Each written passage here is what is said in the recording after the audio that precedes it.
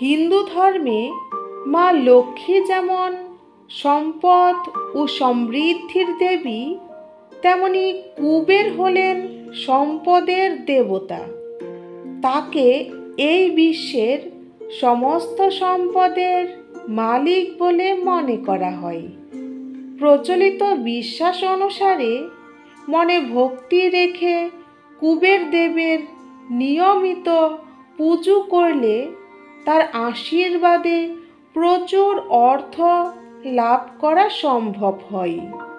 ভক্তগণ, যে ব্যক্তির উপর কুবের দেবের আশীর্বাদ থাকে তাকে কখনো আর্থিক সমস্যায় পড়তে হয় না। কুবেরের কৃপায় কোনো রকম অর্থনৈতিক সংকট তাকে কাবু করতে পারে না। কুবের দেবকে প্রসন্ন করতে নিয়মিত পুজো করার পাশাপাশি তার মন্ত্র জপ করাও জরুরি। কিন্তু কেউ যদি মন্ত্র জপ করতে নাও পারেন, তাহলে শুধু নিষ্ঠার সাথে শ্রবণ করলেও ফল প্রাপ্ত হবেন। ভক্তগণ, আজকের ভিডিওতে কুবেরের অষ্টলক্ষ্মী মন্ত্রটি 108 বার পাঠ করা হয়েছে আপনাদের জন্য। এই মন্ত্র শ্রবণে কুবের দেবের পাশাপাশি মা লক্ষ্মীও প্রীত হন। তাই মা লক্ষ্মী এবং কুবের দেবের আশীর্বাদ পেতে মন্ত্রটি প্রতিদিন কমপক্ষে 10 মিনিট করে শ্রবণ করুন। এতে আপনি অবশ্যই ধনসম্পদ, প্রতিপত্তি এবং সৌভাগ্য লাভ করতে পারবেন। এবার চলুন ভক্তগণ, মন্ত্রটি শ্রবণ করা যাক।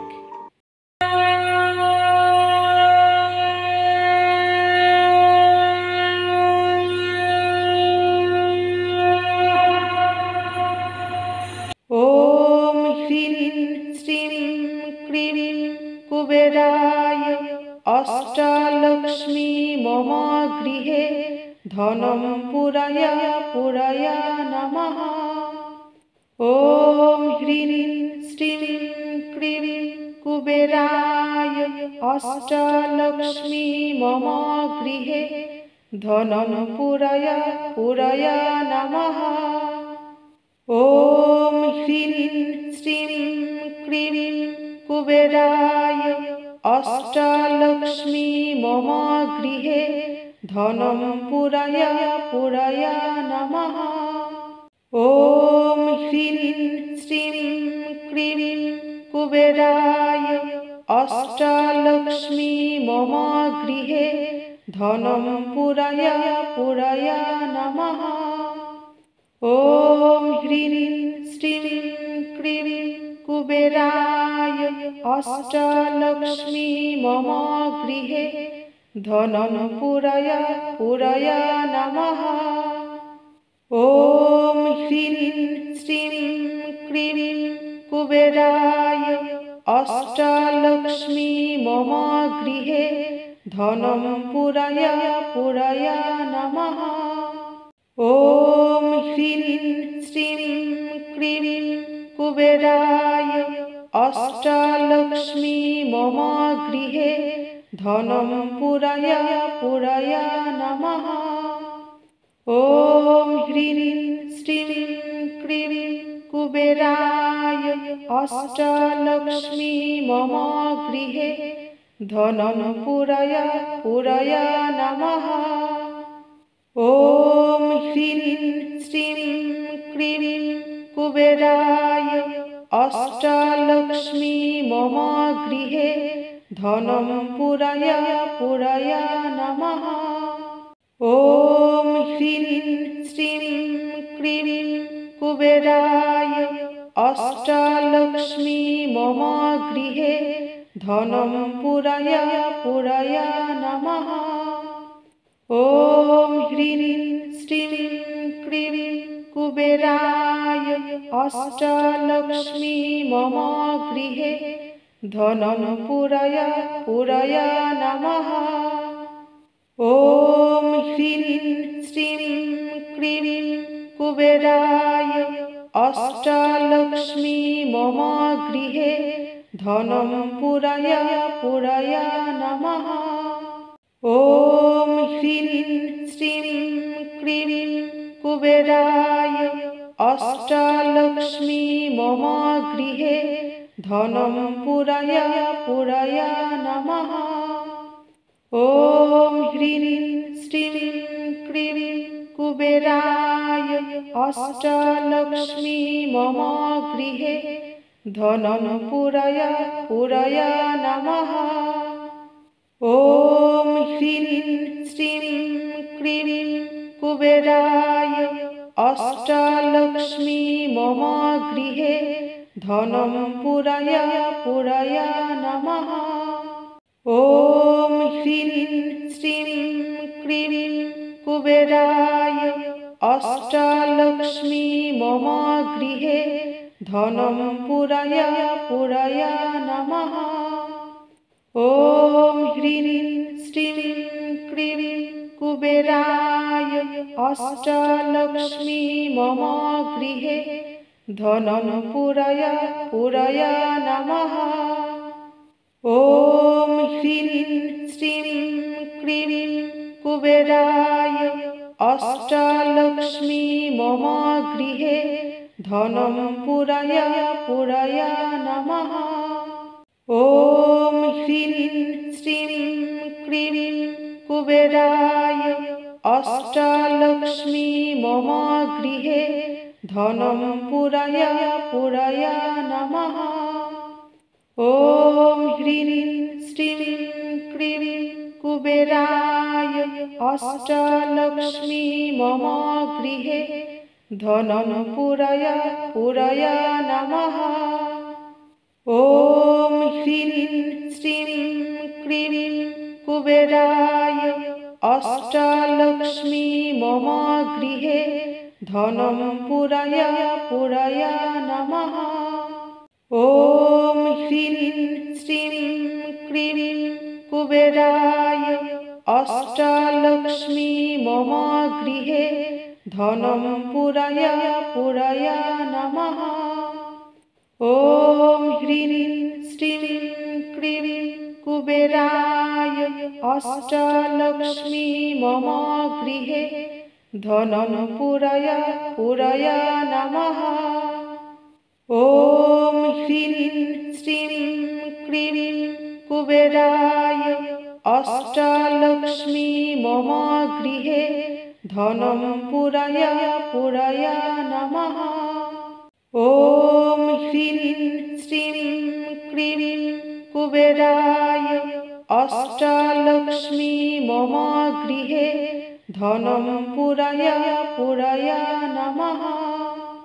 ॐ ह्रीं श्रीं क्रीं कुबेराय अष्टलक्ष्मी मम गृहे धनं पुरय पुरय नमः। ॐ ह्रीं श्रीं क्रीं कुबेराय अष्टलक्ष्मी मम गृहे धनं पुरय पुरय नमः। ॐ ह्रीं श्रीं क्रीं कुबेराय अष्टलक्ष्मी मम गृहे धनं पुरय पुरय नमः। ॐ ह्रीं श्रीं क्रीं कुबेराय अष्टलक्ष्मी मम गृहे धनं पुरय पुरय नमः। ॐ ह्रीं श्रीं क्रीं कुबेराय अष्टलक्ष्मी मम गृहे धनं पुरय पुरय नमः। ॐ ह्रीं श्रीं क्रीं कुबेराय अष्टलक्ष्मी मम गृहे धनं पुरय पुरय नमः। ॐ ह्रीं श्रीं क्रीं कुबेराय अष्टलक्ष्मी मम गृहे धनं पुरय पुरय नमः। ॐ ह्रीं श्रीं क्रीं कुबेराय अष्टलक्ष्मी मम गृहे धनं पुरय पुरय नमः। ॐ ह्रीं श्रीं क्रीं कुबेराय अष्टलक्ष्मी मम गृहे धनं पुरय पुरय नमः। ॐ ह्रीं श्रीं क्रीं कुबेराय अष्टलक्ष्मी मम गृहे धनं पुरय पुरय नमः। ॐ ह्रीं श्रीं क्रीं कुबेराय अष्टलक्ष्मी मम गृहे धनं पुरय पुरय नमः। ॐ ह्रीं श्रीं क्रीं कुबेराय अष्टलक्ष्मी मम गृहे धनं पुरय पुरय नमः। ॐ ह्रीं श्रीं क्रीं कुबेराय अष्टलक्ष्मी मम गृहे धनं पुरय पुरय नमः। ॐ ह्रीं श्रीं क्रीं कुबेराय अष्टलक्ष्मी मम गृहे धनं पुरय पुरय नमः। ॐ ह्रीं श्रीं क्रीं कुबेराय अष्टलक्ष्मी मम गृहे धनं पुरय पुरय नमः। ॐ ह्रीं श्रीं क्रीं कुबेराय अष्टलक्ष्मी मम गृहे धनं पुरय पुरय नमः। ॐ ह्रीं श्रीं क्रीं कुबेराय अष्टलक्ष्मी मम गृहे धनं पुरय पुरय नमः। ॐ ह्रीं श्रीं क्रीं कुबेराय अष्टलक्ष्मी मम गृहे धनं पुरय पुरय नमः। ॐ ह्रीं श्रीं क्रीं कुबेराय अष्टलक्ष्मी मम गृहे धनं पुरय पुरय नमः। ॐ ह्रीं श्रीं क्रीं कुबेराय अष्टलक्ष्मी मम गृहे धनं पुरय पुरय नमः। ॐ ह्रीं श्रीं क्रीं कुबेराय अष्टलक्ष्मी मम गृहे धनं पुरय पुरय नमः। ॐ ह्रीं श्रीं क्रीं कुबेराय अष्टलक्ष्मी मम गृहे धनं पुरय पुरय नमः। ॐ ह्रीं श्रीं क्रीं कुबेराय अष्टलक्ष्मी मम गृहे धनं पुरय पुरय नमः। ॐ ह्रीं श्रीं क्रीं कुबेराय अष्टलक्ष्मी मम गृहे धनं पुरय पुरय नमः। ॐ ह्रीं श्रीं क्रीं कुबेराय अष्टलक्ष्मी मम गृहे धनं पुरय पुरय नमः। ॐ ह्रीं श्रीं क्रीं कुबेराय अष्टलक्ष्मी मम गृहे धनं पुरय पुरय नमः। ॐ ह्रीं श्रीं क्रीं कुबेराय अष्टलक्ष्मी मम गृहे धनं पुरय पुरय नमः। ॐ ह्रीं श्रीं क्रीं कुबेराय अष्टलक्ष्मी मम गृहे धनं पुरय नमः। ॐ ह्रीं श्रीं क्रीं कुबेराय अष्टलक्ष्मी मम गृहे धनं पुरय नमः। ॐ ह्रीं श्रीं क्रीं कुबेराय अष्टलक्ष्मी मम गृहे धनं पुरय नमः। ॐ ह्रीं श्रीं क्रीं कुबेराय अष्टलक्ष्मी मम गृहे धनं पुरय नमः। ॐ ह्रीं श्रीं क्रीं कुबेराय अष्टलक्ष्मी मम गृहे धनं पुरय नमः। ॐ ह्रीं श्रीं क्रीं कुबेराय अष्टलक्ष्मी मम गृहे धनं पुरय नमः। ॐ ह्रीं श्रीं क्रीं कुबेराय अष्टलक्ष्मी मम गृहे धनं पुरय नमः। ॐ ह्रीं श्रीं क्रीं कुबेराय अष्टलक्ष्मी मम गृहे धनं पुरय नमः। ॐ ह्रीं श्रीं क्रीं कुबेराय अष्टलक्ष्मी मम गृहे धनं पुरय नमः। ॐ ह्रीं श्रीं क्रीं कुबेराय अष्टलक्ष्मी मम गृहे धनं पुरय नमः। ॐ ह्रीं श्रीं क्रीं कुबेराय अष्टलक्ष्मी मम गृहे धनं पुरय नमः। ॐ ह्रीं श्रीं क्रीं कुबेराय अष्टलक्ष्मी मम गृहे धनं पुरय नमः। ॐ ह्रीं श्रीं क्रीं कुबेराय अष्टलक्ष्मी मम गृहे धनं पुरय नमः।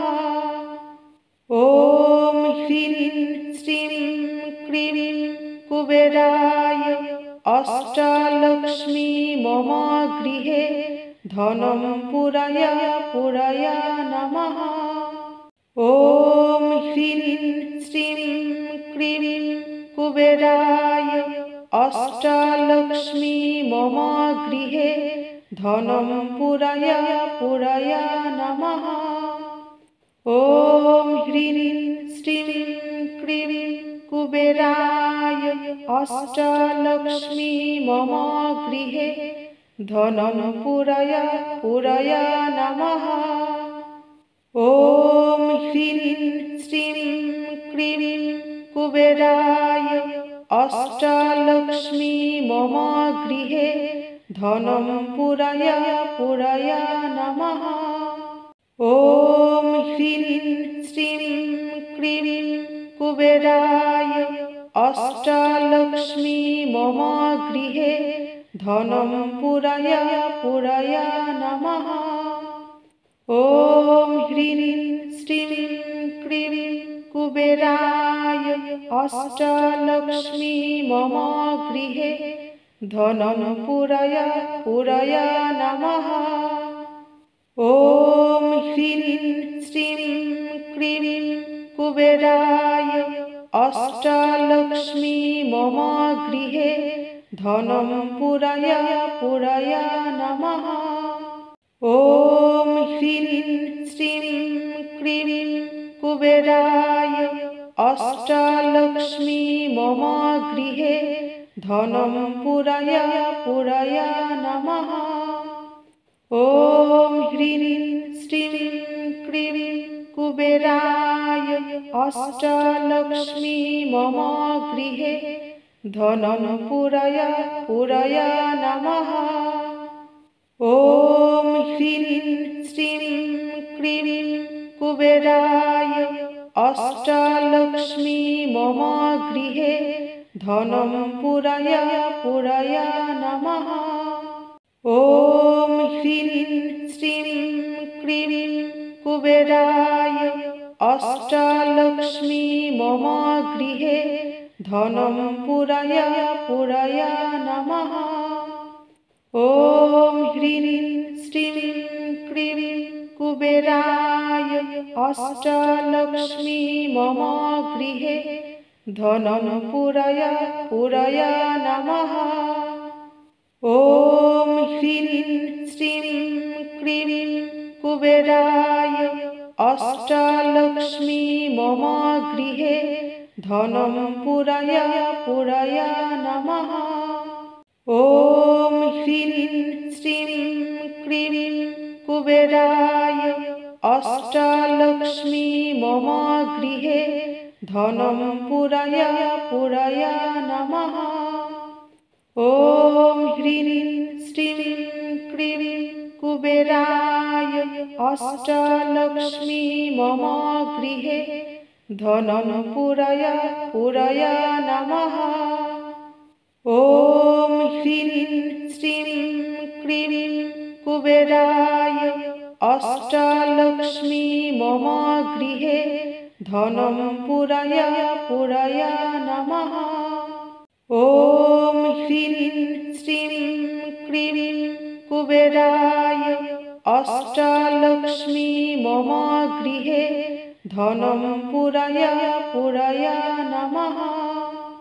ॐ ह्रीं श्रीं क्रीं कुबेराय अष्टलक्ष्मी मम गृहे धनं पुरय पुरय नमः।